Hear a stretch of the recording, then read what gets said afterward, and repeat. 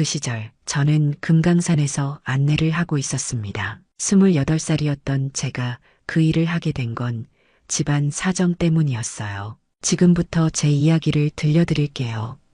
사연 시작 전 구독과 좋아요 부탁드립니다.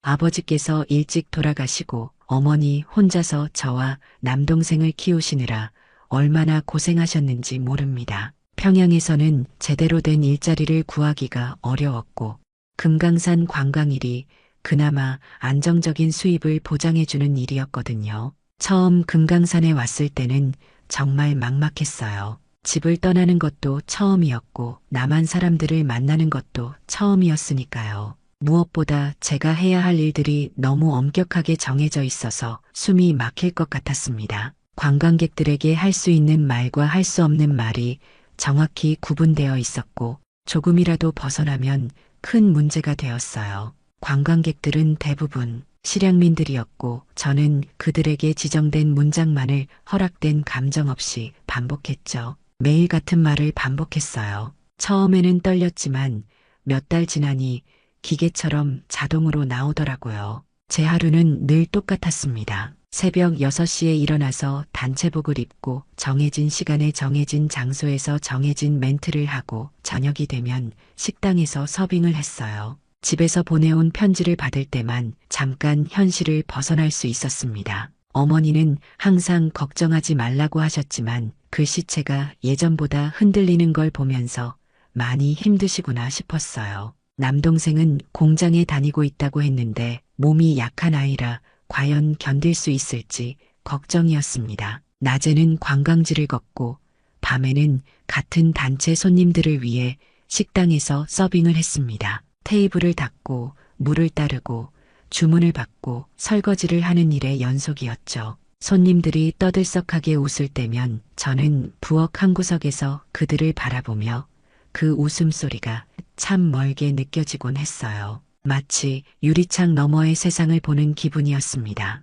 특히 실향민 어르신들을 모실 때가 가장 마음이 아팠어요. 고향 땅을 밟았다며 눈물을 흘리시는 모습을 보면 저도 모르게 가슴이 뭉클해졌거든요. 하지만 그런 감정도 드러낼 수 없었습니다. 저희는 그저 업무를 수행하는 사람일 뿐이었으니까요. 금강산의 계절은 분명히 바뀌고 있었습니다. 봄이면 진달래가 온 산을 분홍빛으로 물들이고 여름이면 폭포 소리가 더 크게 들렸으며 가을이면 단풍이 그림 같은 풍경을 만들어냈죠. 겨울이면 설경이 그렇게 아름다울 수 없었고요. 하지만 제 일상은 계절과 상관없이 항상 같았어요. 가끔 혼자 있을 때면 창밖을 바라보며 생각했어요. 저 너머에는 어떤 세상이 있을까? 저기서는 사람들이 어떻게 살고 있을까 하고 말입니다. 남한에서 온 관광객들의 옷차림이나 말투를 보면서 정말 다른 세상에서 온 사람들 같다는 생각이 들었거든요.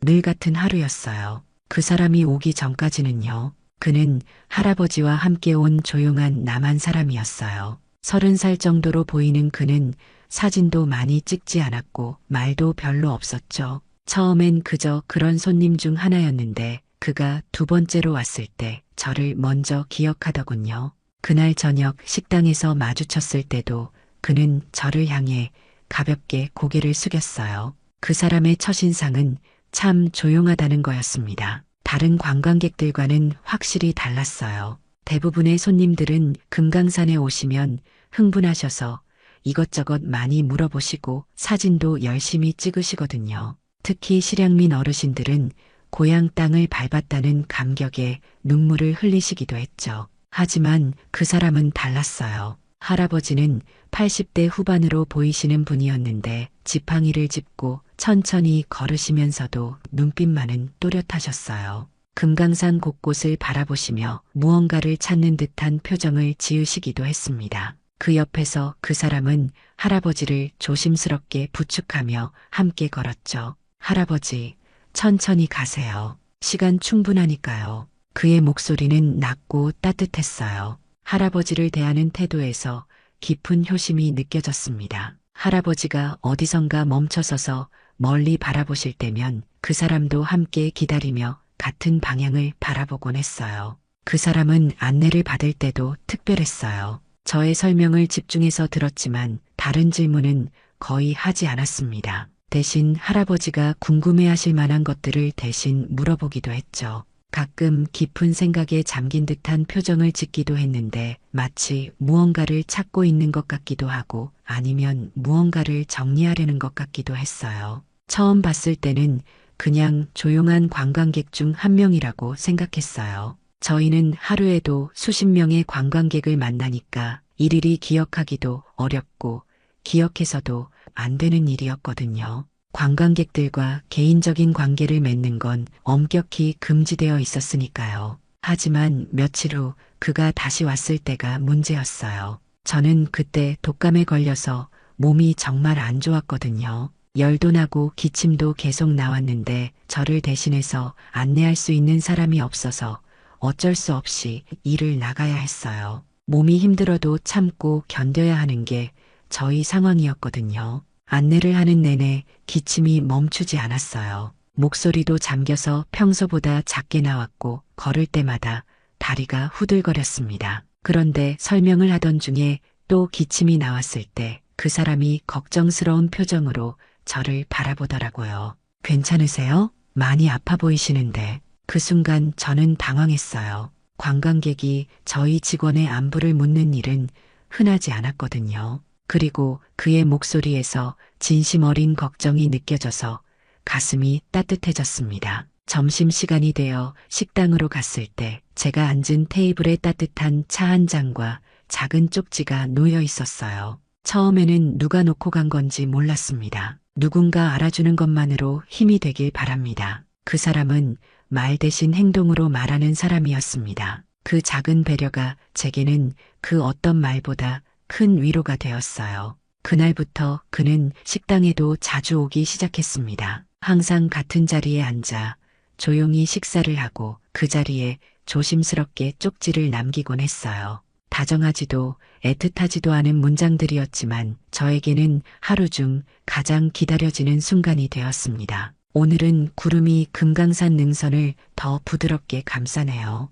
처음에는 그냥 날씨나 풍경에 대한 이야기인 줄 알았어요. 하지만 며칠 지나고 보니 그게 아니었습니다. 그는 제가 힘들어하는 날이면 위로가 되는 말을, 제가 조금이라도 밝아 보이는 날이면 함께 기뻐하는 듯한 말을 남겨두었거든요. 마치 제 마음을 들여다보고 있는 것 같았어요. 할아버지와 함께 오시는 날이면 더욱 조심스러웠습니다. 할아버지는 식사 중에도 가끔 창밖을 바라보시며 깊은 한숨을 쉬시곤 했어요. 그럴 때마다 그 사람은 할아버지의 어깨를 가볍게 토닥이며 위로해드렸죠. 그런 모습을 보면서 저는 그가 정말 따뜻한 사람이라는 걸 느꼈습니다. 어느 날은 할아버지가 이런 말씀을 하시더라고요. 여기 어디선가 내 동생이 살고 있을 텐데. 목소리가 떨리시면서 눈가에 눈물이 고이셨어요. 그때 그 사람이 조용히 할아버지의 손을 잡으며 말했습니다. 할아버지,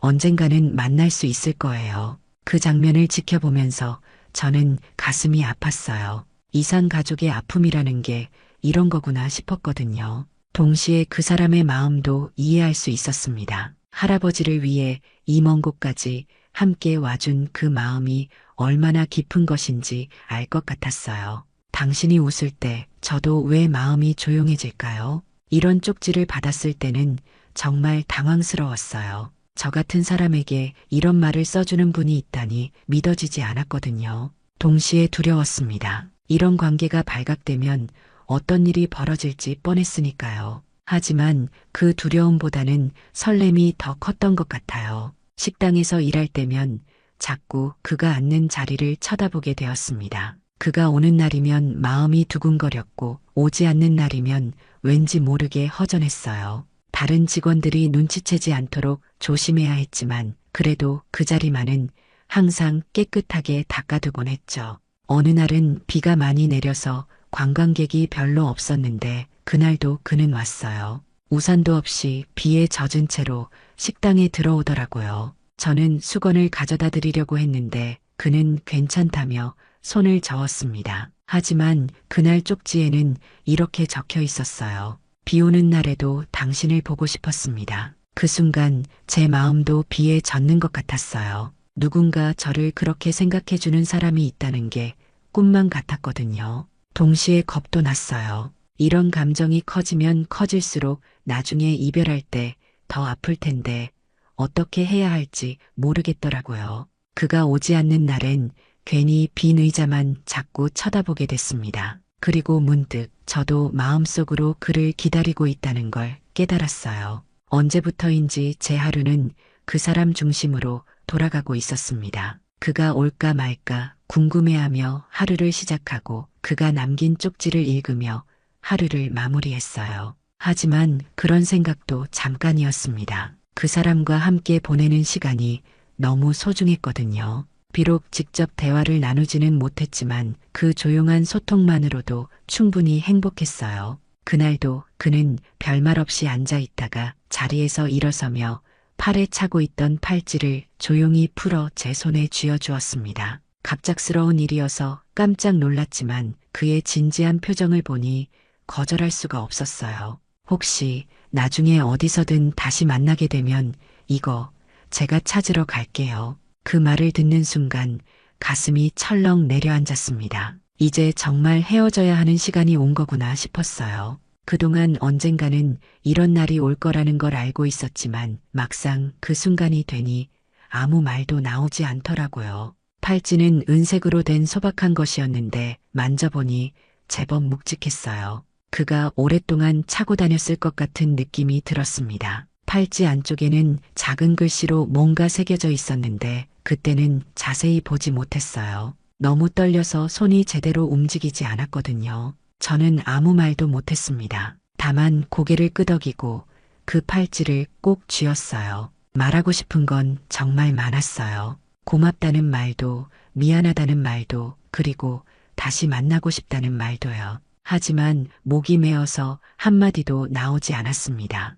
그는 제가 아무 말도 하지 않는 것을 이해하는 듯 조용히 미소를 지었어요. 그리고는 다른 손님들이 보지 않게 조심스럽게 제 손을 한 번 더 감싸쥐었습니다. 그 따뜻한 온기가 지금도 생생하게 기억나요. 할아버지께서도 저희 쪽을 바라보고 계셨는데 무언가를 알아차리신 듯한 표정이었어요. 하지만 아무 말씀도 하지 않으셨습니다. 다만 저를 향해 고개를 살짝 끄덕여 주셨는데 그 눈빛에서 따뜻한 이해가 느껴졌어요. 그날 밤 저는 팔찌를 자세히 들여다봤어요. 은색 표면이 은은하게 빛났는데 오래 착용해서 생긴 작은 흠집들이 여기저기 있었습니다. 그 흔적들을 보니 그 사람이 이 팔찌를 얼마나 소중히 여겨왔는지 알 것 같았어요. 그런 것을 저에게 맡기고 간다는 것 자체가 얼마나 큰 의미인지 깨달았거든요. 분명한 건 이 팔찌가 우리 둘 사이의 약속이라는 거였습니다. 며칠 후 그는 돌아갔고 저는 남겨졌습니다. 그가 떠나는 날 아침 저는 일부러 그 시간에 식당 청소를 했어요. 혹시라도 마지막으로 볼 수 있을까 해서요. 하지만 그는 나타나지 않았습니다. 아마도 저를 더 이상 힘들게 하고 싶지 않아서였을 거예요. 그 후로 며칠 동안은 정말 힘들었어요. 그동안 그 사람을 중심으로 돌아가던 제 일상이 갑자기 텅 비어버린 느낌이었거든요. 식당에서 그가 앉던 자리를 볼 때마다 가슴이 아팠고 다른 손님들이 그 자리에 앉으면 괜히 불편했습니다. 동료들도 제 변화를 눈치챘는지 걱정스러운 표정으로 물어보곤 했어요. 영호가 요즘 왜 그래? 많이 힘들어 보이는데. 하지만 저는 괜찮다고 대답할 수밖에 없었습니다. 이런 마음을 누구에게도 털어놓을 수 없었거든요. 혼자서 그 그리움과 아픔을 감당해야 했어요. 하지만 손목에 찬 팔찌를 볼 때마다 힘이 났습니다. 그 사람이 언젠가 다시 찾으러 올 거라고 했으니까 그때까지 잘 지켜야겠다는 생각이 들었어요. 그리고 그 약속을 지키기 위해서라도 제가 살아남아야 한다는 걸 깨달았습니다. 팔찌의 무게만큼이나 무거운 약속이었지만 동시에 그것이 제게는 유일한 희망이기도 했어요. 그가 떠난 후에도 팔찌는 제 손목에 있었습니다. 그때 저는 평양으로 돌아가기로 결심했어요. 어머니를 뵙고 싶었고 그 사람에게 말없이 저 자신을 정리하고 싶었거든요. 사실 그보다는 현실을 다시 한번 확인하고 싶었던 것 같아요. 금강산에서의 일들이 꿈만 같았거든요. 정말 그런 일이 있었던 건지 제가 착각한 건 아닌지 의심스러웠어요. 팔찌가 손목에 있긴 했지만 그것만으로는 확신이 서지 않았습니다. 그래서 한번 평양에 다녀와서 마음을 정리해보자고 생각했습니다. 며칠간의 휴가를 신청했어요. 집안 사정으로 급히 다녀와야 한다고 했는데 사실 거짓말은 아니었어요. 어머니께서 몸이 좋지 않다는 소식을 들었거든요. 남동생 혼자서는 어머니를 제대로 돌볼 수 없는 상황이었습니다. 평양으로 가는 길은 예전보다 더 험했습니다. 도로 곳곳이 패여 있었고 차창 밖 풍경도 더 황량해 보였어요. 몇 년 사이에 많은 것이 변해 있었는데 대부분 좋지 않은 방향으로 변해 있었습니다. 전기 공급도 더 불안정해졌고 상점들도 예전보다 많이 줄어들어 있더라고요. 집에 도착했을 때 어머니는 예전보다 많이 야위어 계셨습니다. 제가 가져다 드린 음식을 드시면서도 걱정스러운 표정을 지으셨어요. 남동생은 공장 일로 지쳐 보였고 얼굴도 많이 상해 있었습니다. 영호가, 너 요즘 어떻게 지내니? 많이 힘들지? 어머니의 물음에 저는 괜찮다고 대답했지만 속마음은 복잡했어요. 힘들긴 했지만 동시에 살아있다는 느낌도 들었거든요. 그 사람을 만나면서 처음으로 제 자신이 한 사람의 인간이라는 걸 느꼈으니까요. 평양은 더 낡아 있었고 더 고요했어요. 수돗물도 전기도 감정도 흐르지 않던 그곳에서 저는 다시는 돌아가지 않겠다는 생각만 더 선명해졌습니다. 거리를 걸으면서 마주치는 사람들의 표정도 예전보다 더 굳어 있었어요. 모두들 각자의 생존에만 매달려 있는 것 같았습니다. 며칠 머물면서 옛 친구들도 만났어요. 모두들 각자의 자리에서 열심히 살고 있었지만 얼굴에는 피로가 가득했습니다. 누구도 꿈에 대해 이야기하지 않았고 미래에 대한 계획도 없어 보였어요. 그저 하루하루 버텨내는 것이 전부인 것 같았습니다. 요즘 세상이 더 어려워졌어. 앞으로 어떻게 될지 모르겠다. 친구들의 이런 말을 들으면서 저는 더욱 답답함을 느꼈어요. 여기서는 정말 희망이라는 게 존재하지 않는 것 같았거든요. 그런 모습들을 보면서 저는 더욱 확신하게 되었어요. 여기서는 정말 살 수 없겠다는 생각이 들었거든요. 그 사람과의 만남이 꿈이 아니라 현실이었다면, 그리고 그가 정말 저를 다시 찾으러 온다면 저는 그를 만날 수 있는 곳에 있어야 한다고 생각했습니다. 밤에 혼자 있을 때면 팔찌를 만지작거리며 생각했어요. 그 사람은 지금 어디서 뭘 하고 있을까? 저를 기억하고 있을까? 정말 다시 찾으러 올까 하고 말입니다.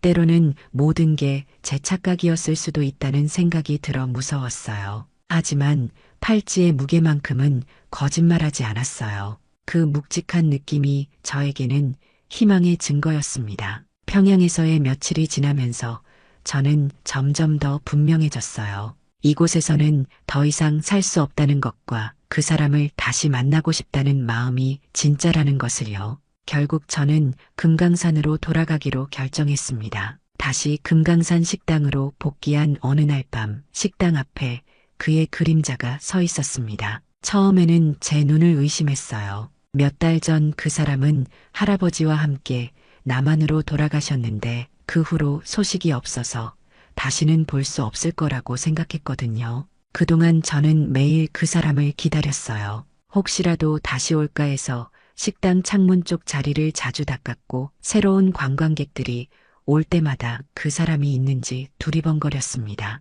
하지만 시간이 지날수록 희망은 점점 사라져갔어요. 아마 저를 잊고 일상으로 돌아가셨을 거라고 생각했거든요. 그런데 창문 너머로 조심스럽게 내다보니 정말 그 사람이었습니다. 그 실루엣은 분명했어요. 몇 달을 기다려온 그 사람이 정말 돌아온 거였습니다. 마음의 준비가 되지 않았는데 갑자기 나타나니 당황스러웠지만 동시에 가슴이 두근거렸어요. 정말 찾아온 거구나. 그 약속을 지키러 온 거구나 싶었습니다. 그는 식당 불이 꺼질 때까지 기다리고 있었습니다. 다른 직원들이 모두 돌아간 후에도 그 자리에 서 있더라고요. 마치 저를 기다리고 있는 것 같았어요. 하지만 문은 이미 잠겨 있었고 저 혼자서는 나갈 수가 없었습니다. 밤 10시가 넘어서 모든 문이 잠기면 아침까지는 열리지 않았거든요. 제가 창문 쪽으로 다가가자 그 사람도 저를 알아봤는지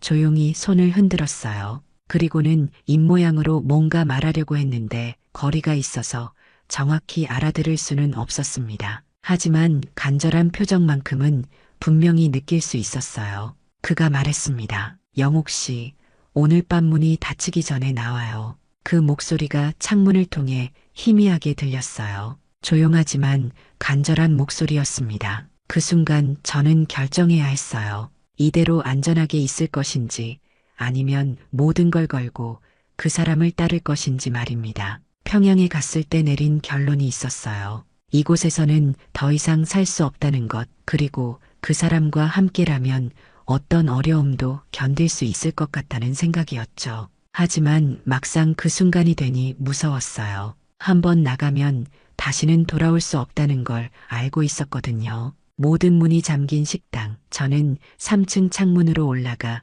조심스레 지붕을 지나 밖으로 나왔습니다. 평소에 생각해 본 적도 없는 일이었는데 그때는 용기가 났어요. 그 사람이 기다리고 있다는 생각만으로도 두려움보다는 설렘이 더 컸거든요. 지붕은 생각보다 미끄러웠고 몇 번 미끄러질 뻔했어요. 기와가 깨지는 소리가 날까봐 조마조마했습니다. 그럴 때마다 아래에서 그 사람이 걱정스러운 목소리로 조심하라고 말했어요. 천천히 하세요. 급하지 않으니까요. 그 목소리를 들으니 더욱 조심스럽게 움직일 수 있었어요. 마치 그가 제 안전을 책임져 주고 있다는 느낌이 들었거든요. 드디어 땅에 내려섰을 때 그 사람이 제 앞에 서 있었습니다. 몇 달 만에 보는 그의 얼굴은 예전보다 조금 야위어 보였지만 눈빛만은 여전히 따뜻했어요. 저도 모르게 가슴이 벅차올랐습니다. 정말 현실이구나, 꿈이 아니구나 싶었어요. 그리고 그 사람의 손을 처음으로 꽉 잡았습니다. 따뜻하고 든든한 손이었어요. 그동안 상상으로만 그려왔던 그 순간이 현실이 된 거죠. 그 사람도 제 손을 꽉 잡아주었는데 그때야 비로소 모든 게 현실이라는 걸 실감할 수 있었어요. 이제 정말 함께 가는 거예요? 제가 조심스럽게 물었을 때 그 사람은 고개를 끄덕였습니다. 그리고는 제 손목에 있는 팔찌를 보며 미소를 지었어요.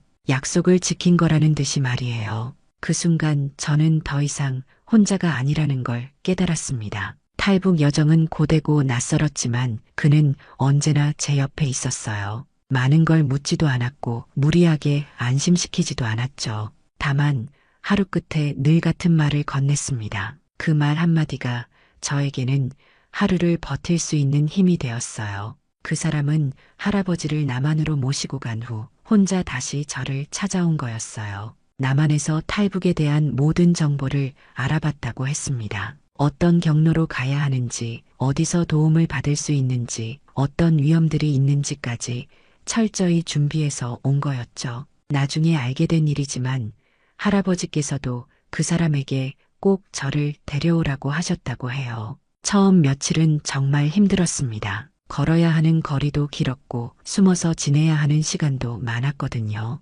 무엇보다 불안했어요. 언제 잡힐지 모른다는 두려움 때문에 제대로 잠을 잘 수도 없었죠. 그럴 때마다 그 사람은 제 손을 잡아주며 괜찮다고 말해주었습니다. 그리고 미리 알아온 정보들 덕분에 길을 헤매지 않을 수 있었어요. 국경을 넘는 과정에서 여러 사람들의 도움을 받았는데 모두 목숨을 걸고 저희를 도와주는 분들이었어요. 그 사람이 미리 연락을 취해둔 분들이었습니다. 그분들의 얼굴은 지금도 생생하게 기억나요. 따뜻한 밥 한 끼를 챙겨주시거나 안전한 곳에서 하룻밤 쉴 수 있게 해주시거나 때로는 필요한 정보를 알려주시기도 했어요. 그런 과정에서 그 사람의 진가를 알 수 있었어요. 어려운 상황에서도 절대 포기하지 않았고 저를 끝까지 보호하려고 했거든요.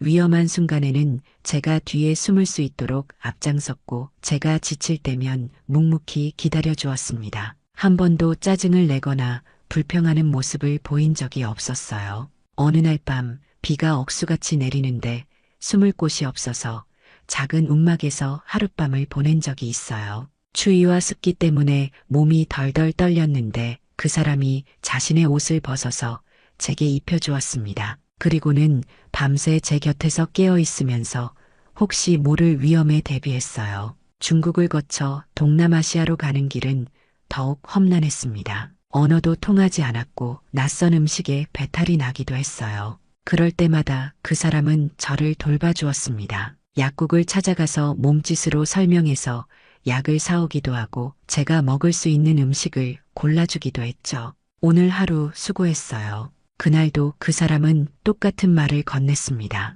그 한마디가 정말 간절했어요. 하루 종일 두려움과 피로에 시달렸는데 그 말을 들으니 모든 게 견딜만해졌거든요. 누군가 제 노고를 알아주고 격려해준다는 게 이렇게 큰 힘이 되는 줄 몰랐어요. 길을 걷다가 제가 넘어진 적도 있었어요. 돌에 발가락이 찧어서 피가 났는데 그 사람이 정말 조심스럽게 상처를 치료해 주었습니다. 약도 없는 상황에서 깨끗한 물로 씻어주고 자신의 손수건을 찢어서 감아주었어요. 그때 그의 손길이 얼마나 따뜻했는지 지금도 기억해요. 몇 주가 지나면서 저희는 점점 서로에게 익숙해졌어요. 말은 많지 않았지만 눈빛만으로도 서로의 마음을 알 수 있었거든요. 제가 힘들어하면 그 사람도 함께 힘들어했고 제가 조금이라도 웃으면 그 사람도 따라서 미소를 지었습니다. 한국에 도착했을 때는 정말 꿈만 같았어요. 자유로운 땅에 발을 디뎠다는 실감이 나지 않았거든요. 그 사람이 제 어깨를 가볍게 두드리며 말했습니다. 이제 정말 자유예요. 그 말 한마디가 저에게는 살아있다는 증거 같았습니다. 지금 저희는 작은 동네에서 조용히 식당을 함께 운영하고 있어요. 특별한 건 없지만 그가 식재료를 고르고 제가 반죽을 하며 조용히 하루를 함께 쌓아가고 있죠. 이런 평범한 일상이 저에게는 기적 같습니다. 금강산에서 매일 같은 멘트를 반복하며 살던 때와는 정말 다른 삶이에요. 아침마다 그 사람과 함께 시장에 나가서 하루에 쓸 재료들을 고르는 시간이 참 좋아요. 싱싱한 채소를 고르면서 오늘은 어떤 요리를 할지 이야기하고 손님들이 좋아할 만한 메뉴를 궁리하기도 합니다. 처음에는 나만의 재료들이 낯설어서 어떤 걸 골라야 할지 몰랐는데 그 사람이 하나하나 친절하게 알려주었어요. 이 무는 단맛이 좋아서 국에 넣으면 맛이 깔끔해져요. 이 고춧가루는 맵지 않아서 북쪽 사람들 입맛에 맞을 거예요. 그런 식으로 세심하게 설명해주며 제가 요리에 적응할 수 있도록 도와주었습니다. 그 사람은 정말 세심해요. 제가 좋아하는 것들을 다 기억하고 있거든요. 어떤 나물을 좋아하는지, 어떤 양념을 싫어하는지까지 알고 있습니다. 그래서 장을 볼 때도 항상 제 취향을 고려해서 재료를 골라주죠. 식당 일은 생각보다 바빴어요. 아침 일찍 일어나서 밑반찬을 준비하고 국물을 우리고 손님들이 오시면 주문을 받고 서빙을 해야 했거든요. 하지만 전에 금강산에서 하던 일과는 달랐습니다. 이제는 제 마음대로 웃을 수도 있고 손님들과 자연스럽게 대화할 수도 있었어요. 무엇보다 제가 하고 싶어서 하는 일이라는 게 달랐습니다.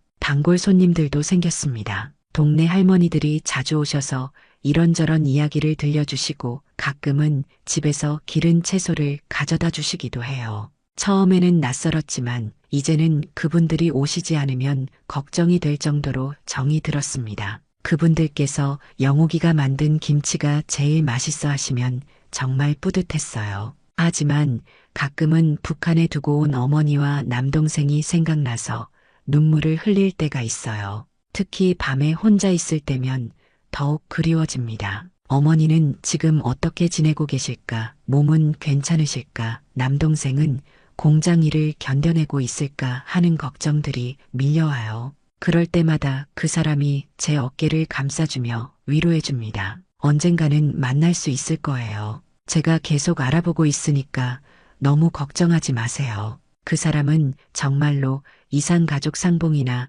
북한 소식을 알 수 있는 방법들을 알아보고 있어요. 아직은 소식을 전할 길이 없지만 포기하지 않고 계속 노력하고 있습니다. 저녁에 문을 닫고 나면 그 사람과 함께 설거지를 하면서 하루 있었던 일들을 이야기해요. 어떤 손님이 맛있다고 했는지, 어떤 요리가 인기가 좋았는지, 내일은 뭘 준비해야 할지 같은 소소한 대화들이죠. 그런 시간들이 저에게는 정말 소중합니다. 누군가와 이렇게 자연스럽게 하루를 나눌 수 있다는 게 얼마나 행복한 일인지 몰랐거든요. 할아버지께서도 가끔 식당에 오세요. 처음 뵐 때는 긴장했는데 할아버지께서 제 손을 잡으시며 이렇게 말씀하셨어요. 고생 많았구나. 이제 마음 편히 살아라. 그 말씀을 들으니 눈물이 핑 돌았습니다. 할아버지께서는 여전히 북한에 계신 동생분을 그리워하시지만 저희가 함께 있는 모습을 보시며 위로를 받으신다고 하셨어요.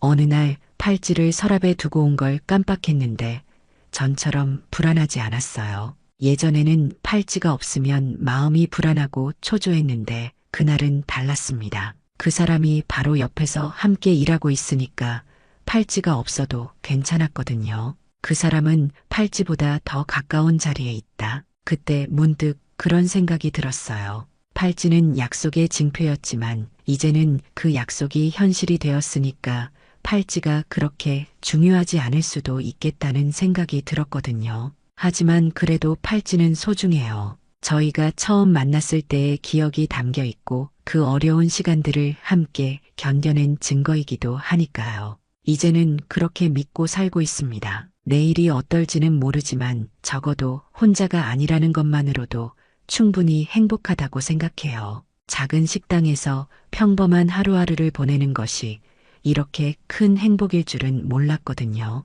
가끔 그 사람이 저를 바라보며 미소 짓는 모습을 보면 정말 잘한 선택이었다는 생각이 들어요. 황혼사랑방은 앞으로도 우리 이웃들의 따뜻한 이야기를 계속해서 전해드리려고 합니다. 서로의 마음을 나누며 위로가 되는 공간이 되었으면 좋겠습니다. 여러분의 관심과 사랑이 더 많은 분들의 이야기를 나눌 수 있는 힘이 된답니다. 좋아요와 구독, 그리고 여러분의 소중한 이야기를 댓글로 남겨주세요. 내일도 따뜻한 사연으로 찾아뵙겠습니다. 함께 해주셔서 감사합니다. 오늘도 행복한 하루 보내세요.